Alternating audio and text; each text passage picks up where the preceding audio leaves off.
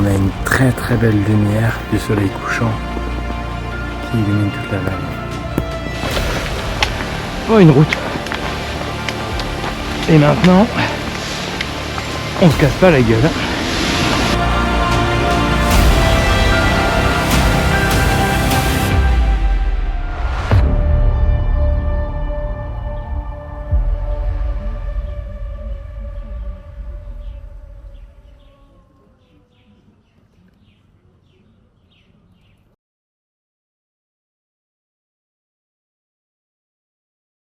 Le mercredi 25 juin, je pars de Nice. Après 1 ou 2 heures, je me trouve déjà dans la nature, sur un sentier forestier. Je remplis mes gourdes, à une fontaine, un brin de toilette et je poursuis ma route.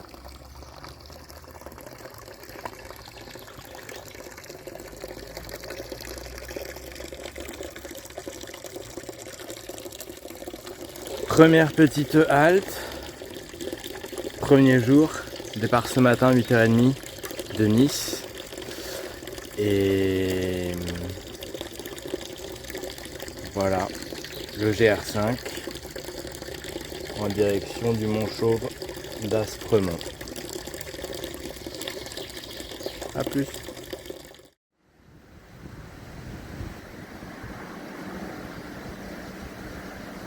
Le lendemain, le 26, j'arrive près d'un magnifique torrent et ne résiste pas à l'idée de m'y tremper. J'y remarque aussi un hélicoptère, probablement en train de ravitailler un refuge ou une habitation isolée.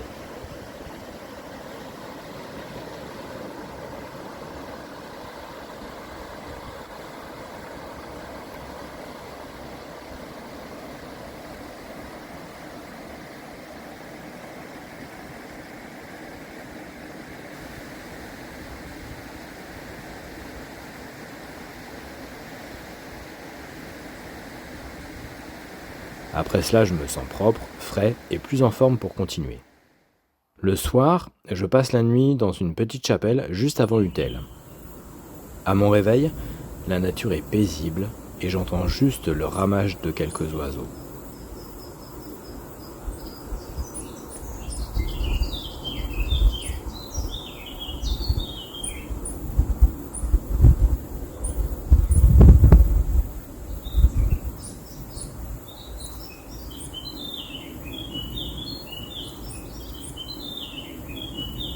Arrivé à Utel, j'entre dans l'église et y remarque un Jésus-Christ représenté de manière plutôt singulière.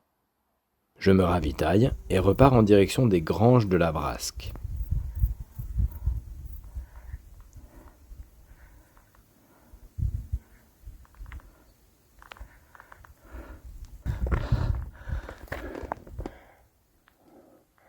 On est au col du Castel Gineste, 1220 mètres. En direction de la grange de la Barre, Brasque. 3e jour sur le GR5. Il fait toujours bien chaud. Et cette nuit, j'ai passé la nuit dans une petite chapelle Saint-Antoine, juste avant Utel. Petite pause à Utel pour recharger en eau, parce qu'il n'y a pas d'eau jusqu'à la grange machin. Apparemment, c'est 4 heures de marche. Je compte plus, genre le double. Donc il faut de l'eau. Et je vous laisse parce que je vais boire un coup. Tchuss. Normalement, j'évite les refuges, je préfère ma tente, mais Richard, qui m'a envoyé un message sur Facebook, est très sympa.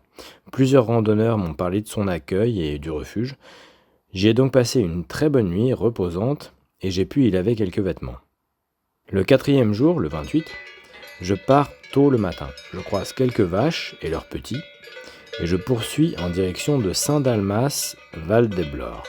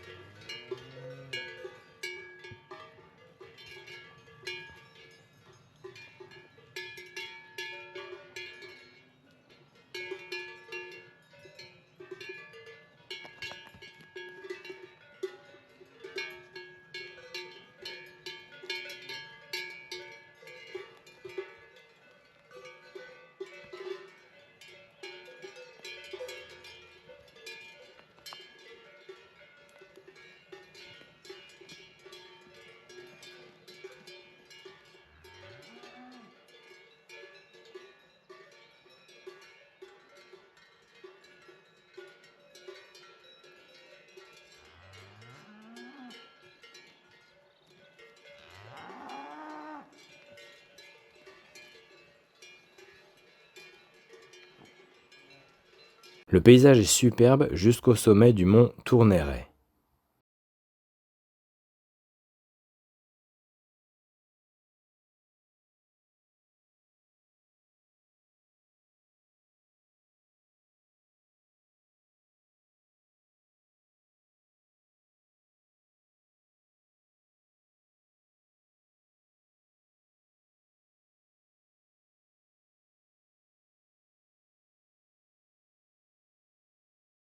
Je passe la nuit dans ma tente, et comme il n'y a pas de risque de pluie, je m'offre le ciel comme toit de bivouac.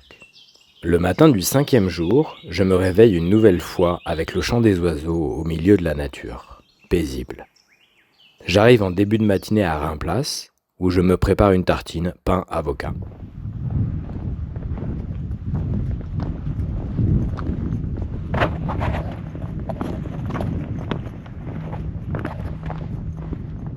Le soir, j'arrive au refuge de Longon, où la cuisine est exceptionnelle et l'accueil par le jeune Clovis très sympa. J'y fais la connaissance de Nancy et Simon, qui font également le GR5 du sud vers le lac Léman.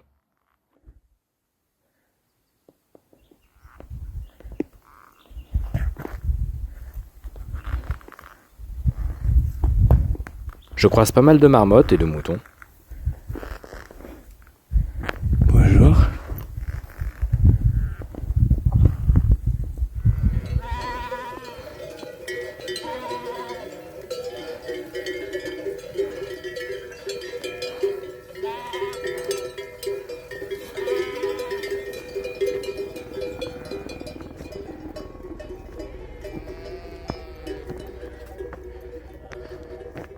Les prévisions météo ne sont pas fameuses. Le risque de me retrouver sur un passage délicat en plein orage m'effraie vraiment. Et je commence à chercher une alternative, car poursuivre sur le GR5 m'inquiète. J'arrive à Saint-Étienne-de-Tinée sous une pluie battante.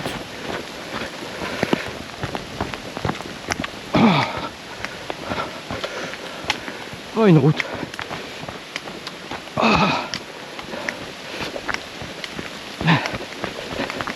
Allez, Saint-Étienne-de-Tinée, juste là. Et maintenant, on se casse pas la gueule. Là, ici, c'est pas le moment. Et maintenant, on cherche la poste. Je parviens à envoyer un colis par la poste juste avant qu'elle ne ferme. Je m'abrite dans l'église et je remarque une drôle de sculpture. Heureusement, en fin de journée, je retrouve souvent Nancy et Simon, et grâce à eux, je n'abandonne pas. Ils ont décidé de faire 2 petites étapes pour éviter d'être sur le passage d'un col au moment des orages. À ce moment-là, je n'ai plus aucune force pour prendre une décision, donc je fais pareil. On est le 2 juillet, mercredi. Ce matin, départ de Saint-Étienne-le-Tinée. J'ai pu dormir dans un camping. Hier, la descente a été un peu difficile entre Auron et Saint-Étienne parce qu'il a plu et c'était un petit peu raide, mais surtout parce qu'il a plu. Puis que je voulais arriver à la poste avant 16h, je suis arrivé à 15h55, donc j'ai pu envoyer un colis pour Paris pour alléger un peu mon sac, notamment les crampons, parce que vraisemblablement il n'y en aura pas besoin, et puis quelques affaires chaudes parce qu'il fait pas froid. En même temps, là, on arrive en altitude. Bon, je sais pas si j'ai bien fait, on verra bien. La pluie arrive en milieu d'après-midi le lendemain, vers 4h moins le quart. Heureusement, je suis déjà à Saint-Dalmas-de-Selvage, sous ma tente.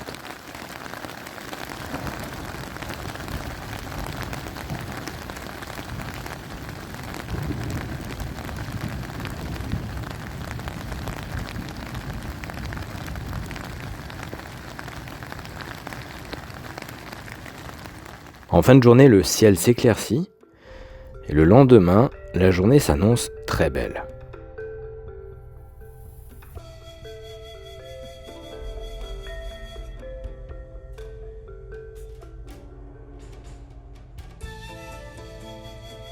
Arrivé au col de la Colombière, je sors mes affaires de mon sac pour qu'elles sèchent, je me prépare rapidement à déjeuner et j'en profite pour contempler le panorama.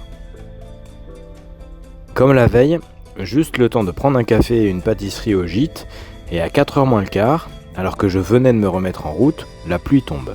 Je tente de m'abriter dans la chapelle, mais la porte est fermée. Une des filles du gîte me passe la clé et je peux me réfugier dans les murs de la chapelle.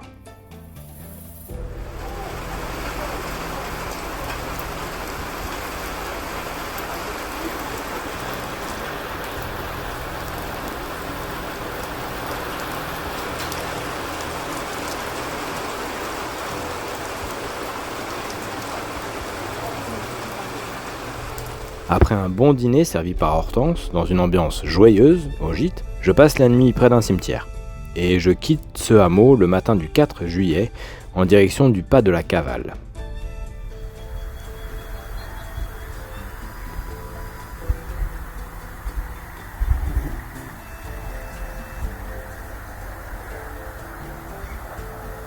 Après une bonne heure de marche, un paysage de toute beauté s'offre à moi. Je m'assieds pour le contempler et profiter du silence qui m'entoure.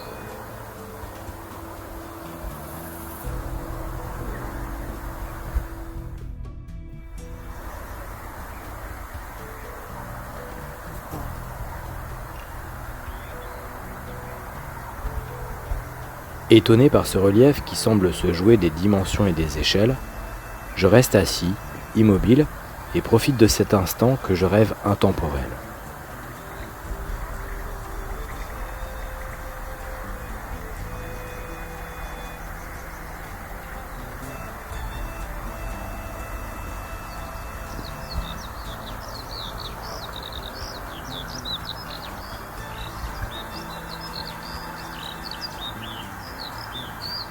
Je dois néanmoins reprendre la marche. Bientôt, je vois une cabane.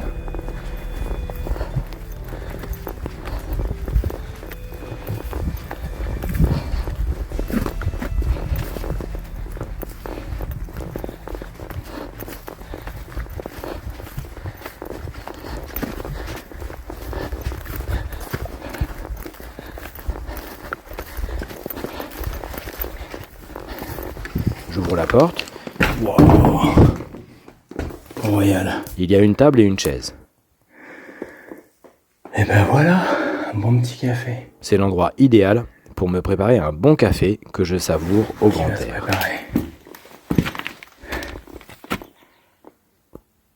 Les différents tons de vert laissent progressivement place aux nuances de gris.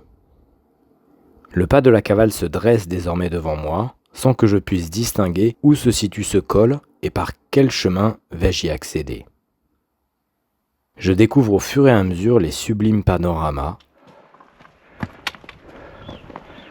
ainsi que les passages pour le moins inconfortables.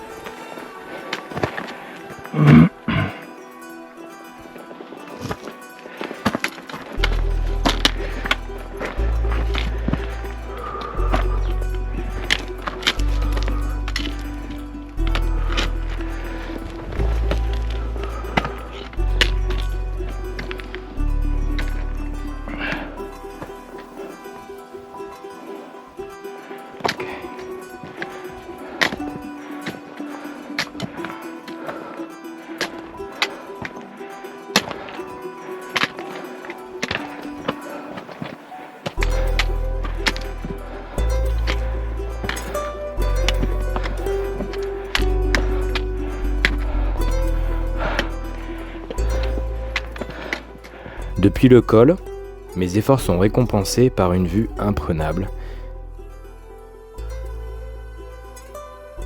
et une descente au milieu d'un paysage absolument superbe.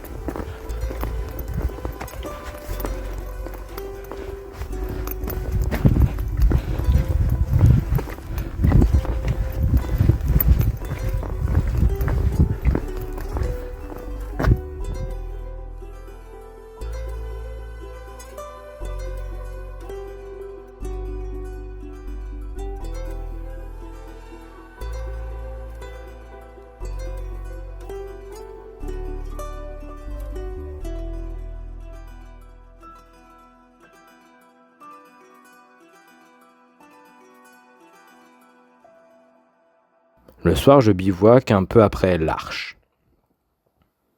Le matin du 5 juillet, il est à peine 8 heures quand j'arrive au col de Malmort. Seul le cri des marmottes rompt le silence de la montagne à l'aurore.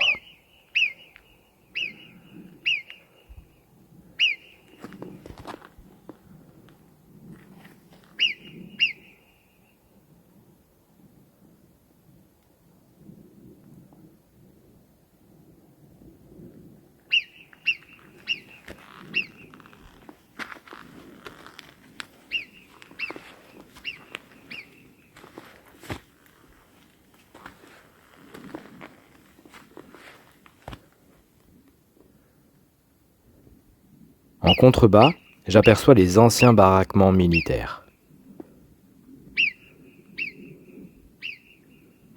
Je passe un pont de pierre, suspendu à une hauteur vertigineuse au-dessus d'un torrent, et poursuis ma route.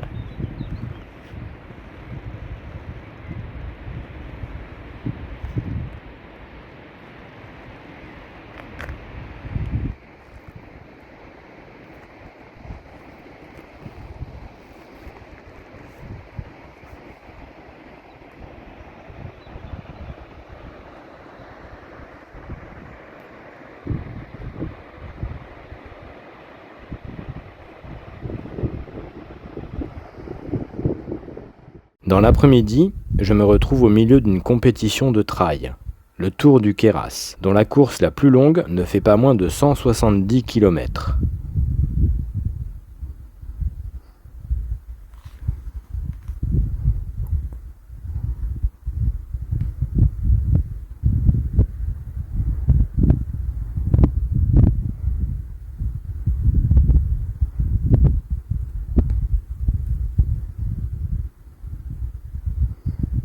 Avant de poser mon bivouac, je m'offre une pause contemplation au lac Sainte-Anne.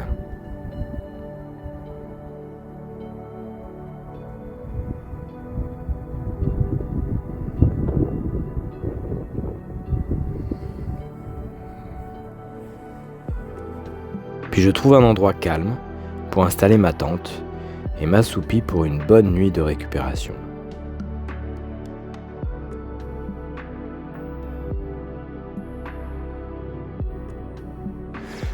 On est au matin du 13e jour, en direction de Château-Queyras.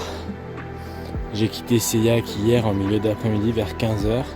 Le temps était couvert, mais il n'a pas plu. Et là, ce matin, il fait un temps superbe, les montagnes sont merveilleuses. Il a fait un peu froid cette nuit.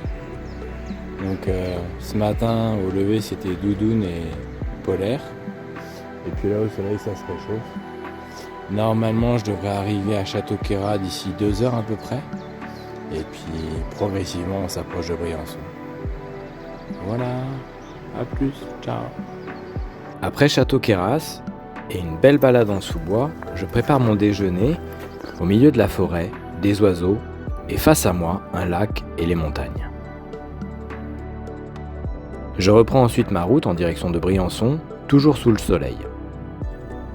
La première semaine du GR a été difficile. En raison du poids du sac et de la pluie, j'avais pensé peut-être devoir renoncer. Ici, au 14e jour, face à la gare de Briançon, quelques heures de train me séparent de chez moi, mon lit, ma douche. Je regarde bien la gare, souris, et repars sur le GR, cette fois dans l'idée d'arriver au bout. Arrivé à Briançon, enfin départ de Briançon plutôt.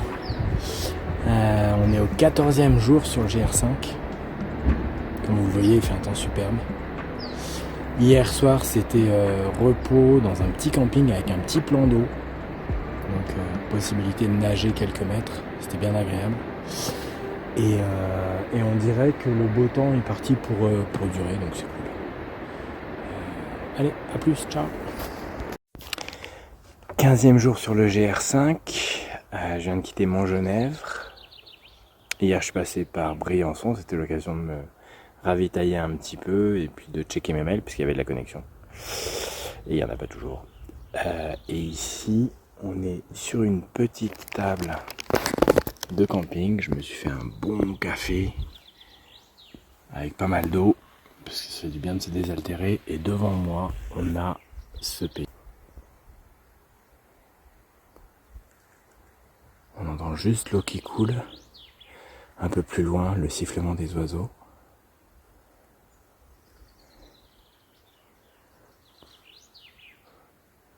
Le bleu profond du ciel, le vert de la nature.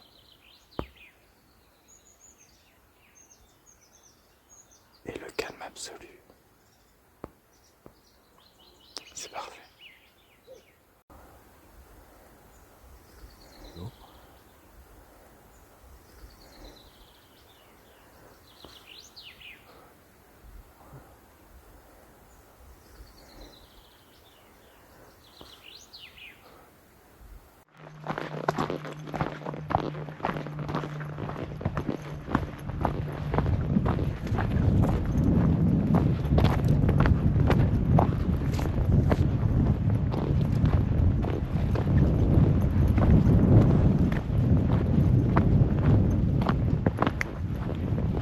En chemin, j'assiste à la parade nuptiale d'un papillon. À ce stade, les éboulements qui ont eu lieu en raison des intempéries vont me contraindre à quitter le GR5, descendre en Italie, avant de retrouver le GR5. Le sentier était devenu par endroits infranchissable. On dirait bien que c'est ça, le chemin. Faut juste passer les éboulements entre le chemin ici-bas et celui juste là. Le lendemain, je m'arrête aux granges de la vallée étroite pour un plat de raviolis à la frontière italienne.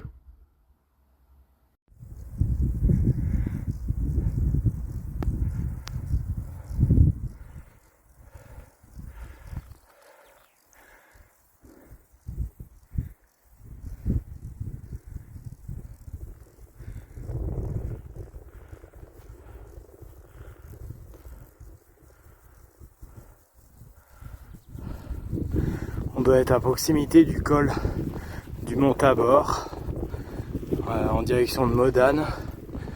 Je pense que je serai à Modane demain matin, peut-être même ce soir. C'est juste magnifique.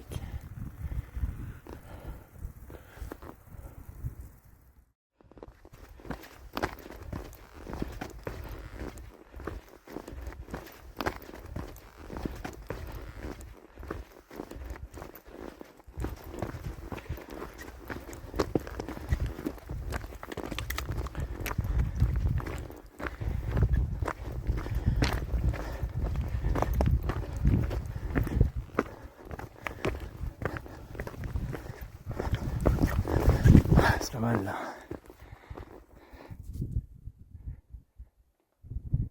À mi-parcours, je m'offre une nuit d'hôtel à Valfréjus. Dîner et petit déjeuner à volonté, avec du fromage blanc et de la crème de marron, je me régale. Après Modane, il y a environ 1400 mètres de dénivelé positif jusqu'au refuge de l'Harpon. 17e jour sur le GR5, on est un peu après Modane. Modane, c'est à mi-parcours entre Nice et Briançon. Hier, je me suis arrêté à Valfréjus, c'est juste avant Modane, quand on vient du sud. Je me suis arrêté dans un petit hôtel. J'aime bien m'arrêter à mi-parcours dans un petit hôtel pour prendre soin de mes pieds, tout, me requinquer, bien manger. Et ce midi, arrivé à Modane, et cet après-midi, on retourne en altitude, et ce soir, bivouac dans les montagnes. Voilà, là, je me suis arrêté près d'une petite fontaine, eau potable.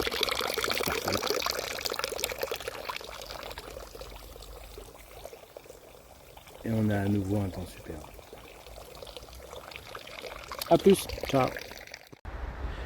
J'ai trouvé un coin incroyable. Là, il y a quasiment un siège, en fait. Regarde. C'est tout plat. Non, on voit pas.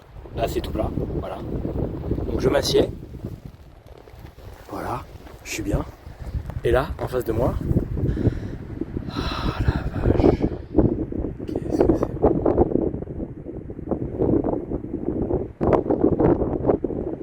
Un panorama naturel qui s'offre aux marcheurs.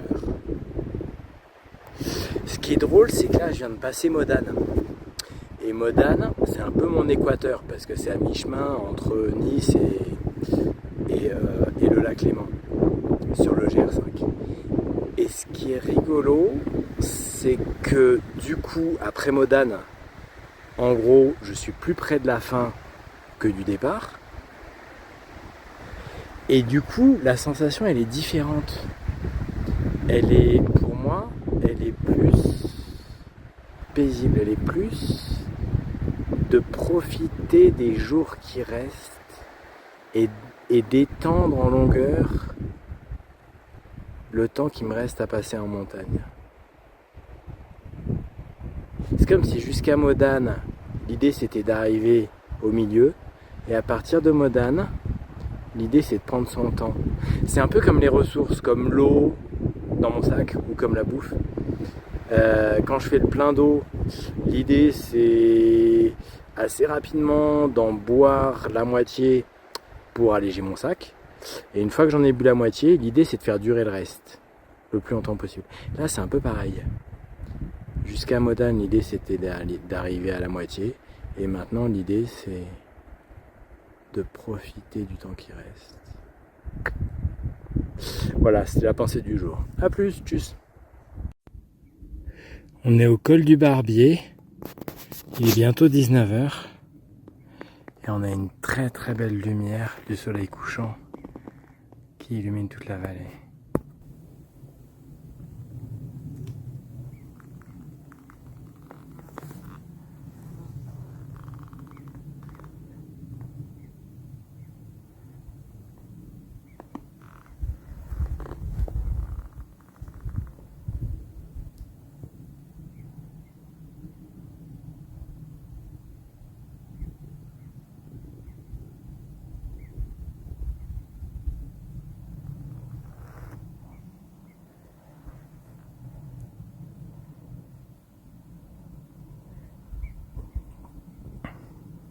Il y a une atmosphère particulière le soir en montagne. C'est encore plus paisible que la journée. Il y a moins de randonneurs.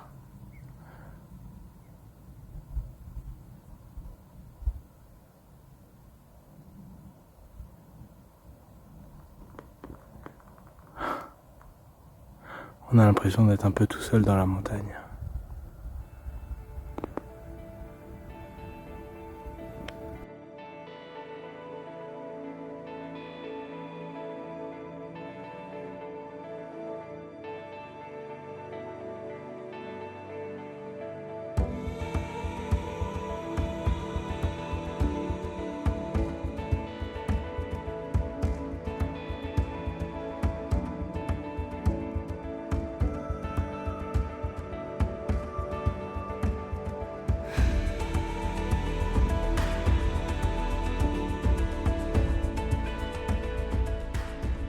Le matin du 20e jour est totalement bouché et très humide. Avec la rosée sur les hautes herbes, mon pantalon, mes chaussettes et mes chaussures sont trempés. Heureusement, le ciel se dégage et mes affaires peuvent sécher.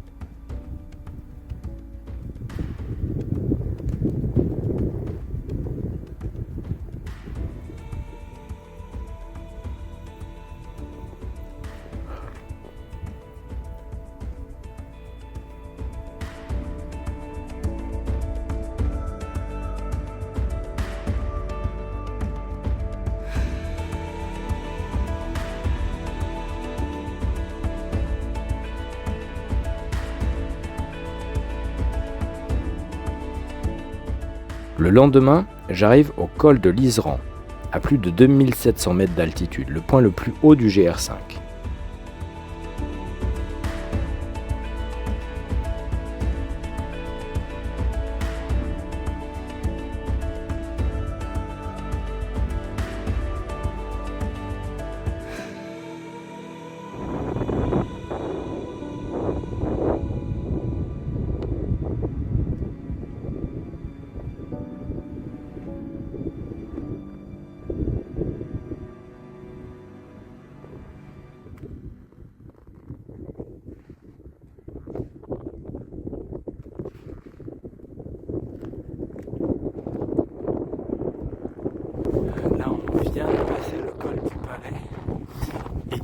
vient de rentrer à nouveau dans le parc national de la Vanoise, donc à nouveau le bivouac est interdit et il est quand même 17h30. Donc là l'idée c'est de marcher d'un bon rythme pour traverser cette partie du parc, se retrouver de l'autre côté du parc pour pouvoir à nouveau bivouaquer. Hop, un petit coup d'œil, c'est pas mal hein. Allez, à plus.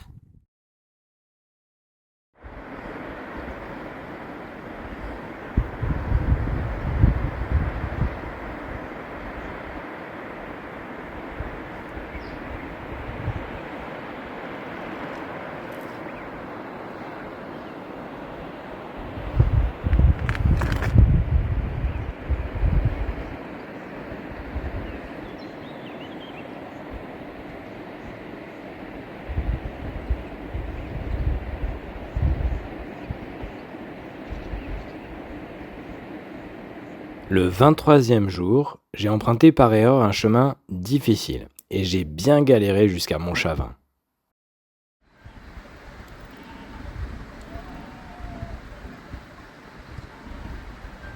Mais une fois à Montchavin, je m'installe au camping et profite de la piscine et du spa pour me remettre en forme.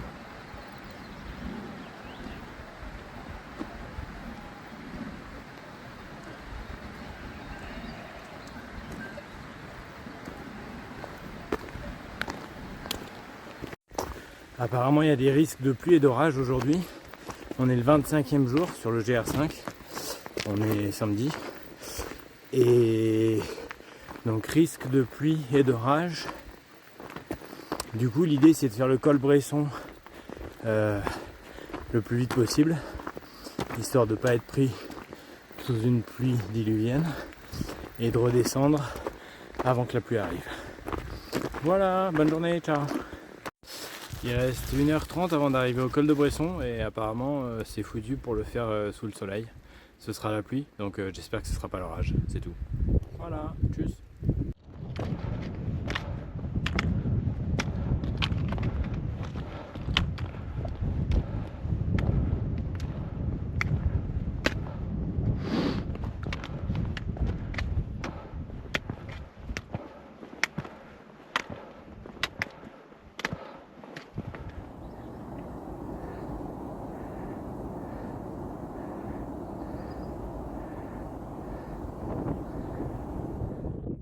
À l'approche du col du Bonhomme, j'aperçois les premiers sommets enneigés et profite de ces paysages car après le col du Bonhomme, le GR5 se mêle au tour du Mont Blanc, ce qui signifie qu'il y aura beaucoup plus de randonneurs.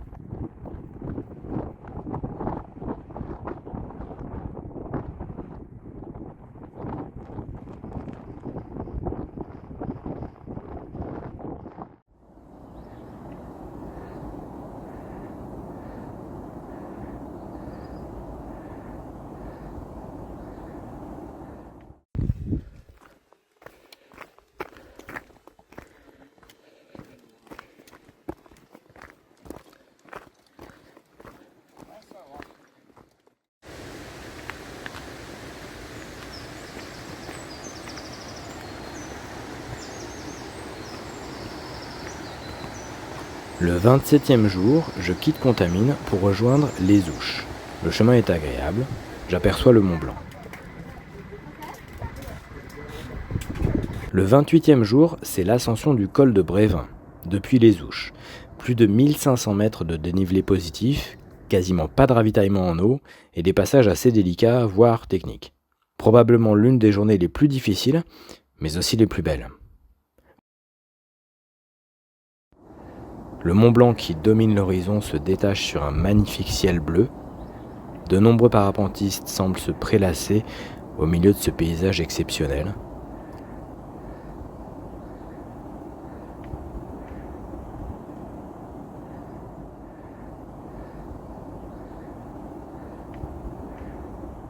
Quelques bouquetins nous observent descendre l'échelle.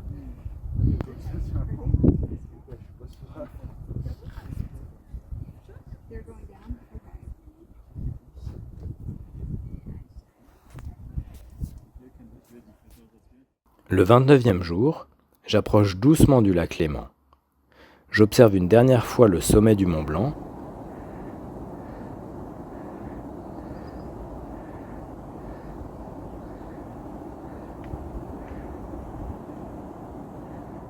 puis me pose près d'un cours d'eau où je prends le temps de me reposer au soleil, de faire sécher mes affaires et de me restaurer.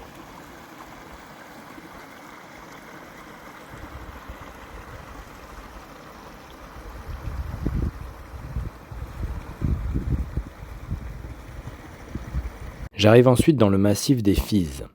Je prends un café en face de la très belle chaîne des Fises et termine la journée par un beau sentier forestier qui longe une rivière.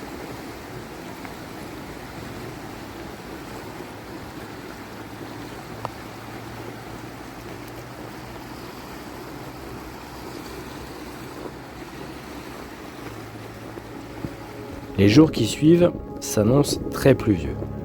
Le 30e jour, je passe le col de Cou dans un ciel complètement bouché. Je pose mon bivouac en Suisse. Quelques biquettes curieuses me rendent visite, de loin. Les jours suivants, les éclaircies succèdent aux averses, qui succèdent aux éclaircies.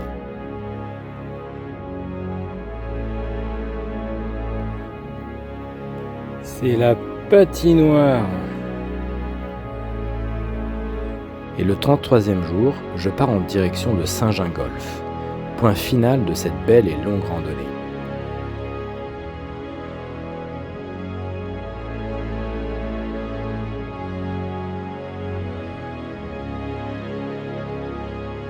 En milieu de journée, j'entrevois le lac derrière les arbustes, et à 13h, j'arrive sur les bords du lac Léman, heureux de terminer, d'être arrivé au bout, et de tous ces merveilleux moments passés au milieu des Alpes.